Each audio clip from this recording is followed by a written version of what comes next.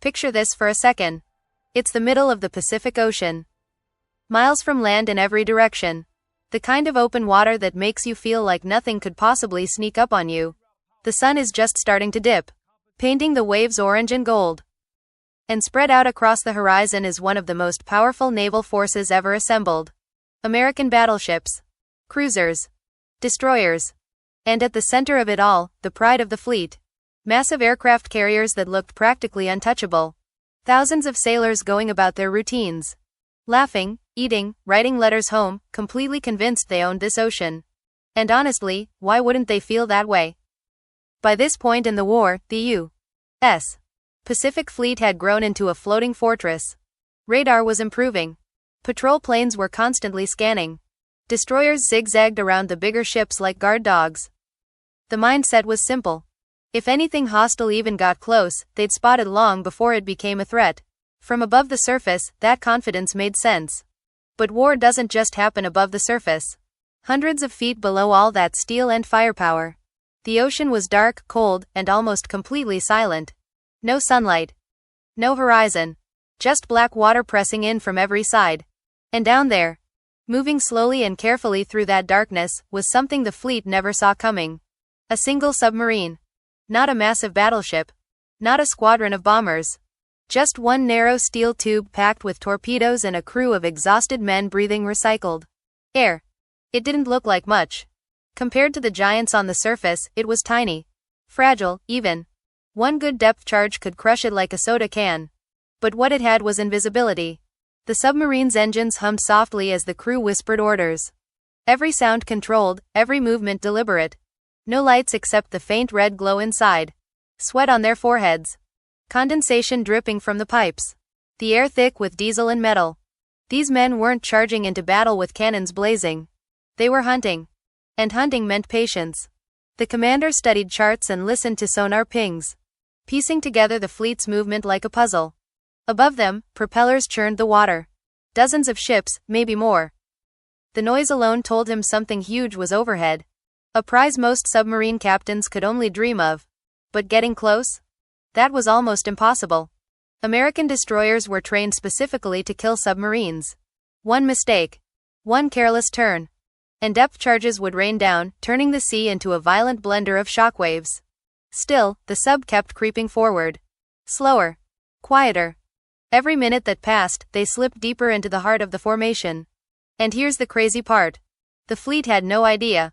All that firepower. All those guns and planes. And yet their greatest weakness was the one place they couldn't easily see. Straight down. Through the periscope, the commander finally caught a glimpse of shadows above. Huge shapes blotting out the light. Ship hulls so massive they looked like underwater cliffs. American carriers. Battleships. The core of the Pacific war machine. Right there. Close enough to touch. Close enough that a handful of torpedoes could tear through multiple ships before anyone even understood what was happening. In that moment, history was balancing on a razor's edge. Because while thousands of sailors felt safe, laughing under the open sky, one silent hunter was already beneath their feet, lining up the shot that could have changed the entire war. Down below. Inside that steel tube buried in the dark. The mood shifted the second those massive shadows filled the periscope. This wasn't just a patrol anymore. This was the moment every submarine crew trained for, and secretly feared. The commander didn't say anything at first. He just kept staring through the lens, adjusting the focus ever so slightly. Above him, the outlines became clearer. One carrier. Then another. Then the long, flat deck of a battleship sliding across his view like a moving city block. Ships so big they barely looked real. Targets so valuable that sinking even one would make headlines back home. And now he had several of them. All grouped together. All within range. Inside the sub, the air felt heavier. Nobody spoke louder than a whisper. You could hear the tiny mechanical clicks of gauges. The faint creak of the hull under pressure. The distant churn of American propellers echoing through the water like thunder. Torpedo room, stand by. Quote. The words passed quietly down the narrow corridor. Men squeezed past each other, shoulders brushing cold steel pipes. They opened tube doors, checked seals, adjusted gyros. Each torpedo was basically a self-propelled bomb. Long as a small car and packed with enough explosives to rip a ship open from the inside. And they only had a handful.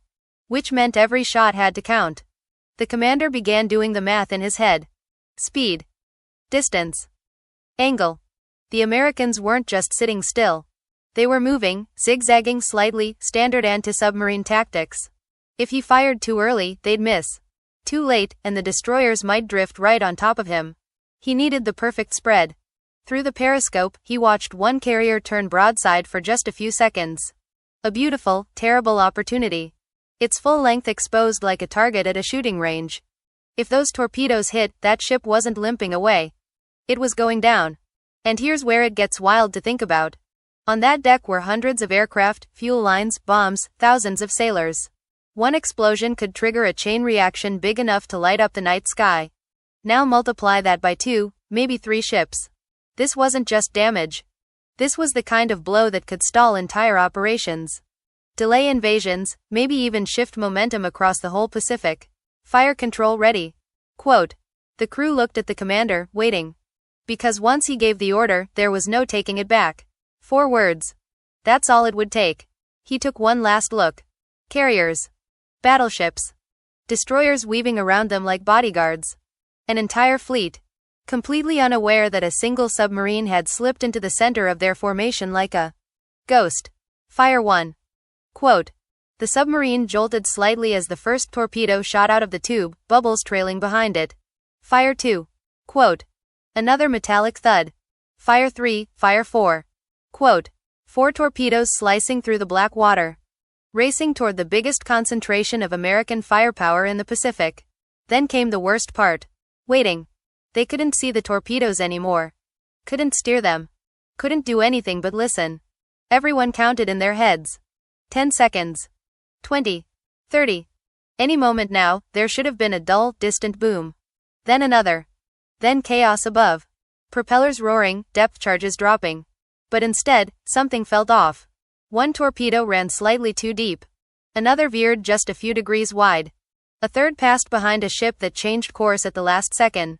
Tiny variables. Small, almost stupid bits of luck. The kind that don't seem important until they save thousands of lives. One explosion finally echoed through the water. Close, but not catastrophic. A near hit. Enough to scare. Not enough to cripple. And instantly, the ocean woke up. Destroyers accelerated. Sonar pings hammered the hull. The hunters had become the hunted. Inside the sub, every man realized the same thing at once. They had just come terrifyingly close to rewriting history, and now they had seconds to survive the consequences. By the time the last depth charge stopped echoing through the water and the ocean finally went quiet again, something had changed. And not just for the men trapped inside that submarine. Up on the surface, the American fleet was still there. Scarred. Shaken. But alive. Sailors who had been joking on deck an hour earlier were now gripping railings. Scanning the waves, adrenaline still buzzing through their veins. Officers were shouting orders. Sonar operators glued to their headsets, destroyers circling like paranoid guard dogs. That easy confidence from before? Gone. Because for the first time, they understood something that's honestly pretty terrifying. They hadn't been in control out there. They had just gotten lucky. Think about it. One enemy sub. One. Had slipped right into the middle of their formation. Past patrols. Past escorts. Past all that firepower. And it got close enough to take the shot. If those torpedoes had run straight, if one destroyer hadn't turned at the right second, if one mechanical glitch hadn't happened, this wouldn't be a story about a near miss. It would be a story about wreckage. Burning carriers. Thousands of sailors in the water. Maybe one of the worst naval disasters in American history. And that realization hit hard. Because it proved something nobody wanted to admit out loud. Even the most powerful fleet on Earth could still be vulnerable to something small, quiet, and patient. You could have the biggest guns. The most planes. The thickest armor in the world, but none of that mattered if you couldn't see what was directly beneath you. So almost overnight, attitudes shifted. Formations tightened. Destroyers stopped treating escort duty like a routine job and started acting like their lives depended on it. Because they did. Sonar training intensified. New anti-submarine tactics rolled out fast. More patrol planes in the air. More listening posts. More depth charges. Paranoia became policy. And honestly, That paranoia saved lives. From then on, submarines weren't some secondary threat hiding in the background. They were treated like assassins. Silent killers that could show up anywhere, anytime. Every strange sonar ping became serious. Every shadow in the water got investigated. The Navy adapted because it had to. That one close call forced the most powerful fleet in the Pacific to respect something much smaller than itself. There's something kind of wild about that, right? History books usually focus on the big, dramatic moments. The famous battles, the massive invasions, the victories everyone celebrates. But sometimes it's not the battles that shape the future. It's the almosts. The disasters that nearly happened. The tiny twists of fate nobody notices at the time. Because if this submarine had landed its hits, the timeline looks very different. Repairs could have delayed operations for months. Air cover weakened. Future battles harder, bloodier. Maybe certain islands aren't taken when they were. Maybe more lives are lost later trying to recover. All from one submarine captain, one decision, 4 torpedoes. That's how fragile history really is. Not some unstoppable march forward, but a series of coin flips. And on that day, out in the middle of the Pacific, the coin just happened to land in America's favor. Which is what makes this story stick with you. Not because the fleet sank. It didn't. But because it almost did. And sometimes, almost, is way scarier than the real thing. Because it reminds you how close we came to a completely different world. So if stories like this, the hidden moments, the near disasters, the war stories that barely get mentioned in textbooks, get your heart racing like they do mine, make sure you subscribe and stick around. We've got plenty more deep dives coming, and trust me, some of them are even crazier than this one.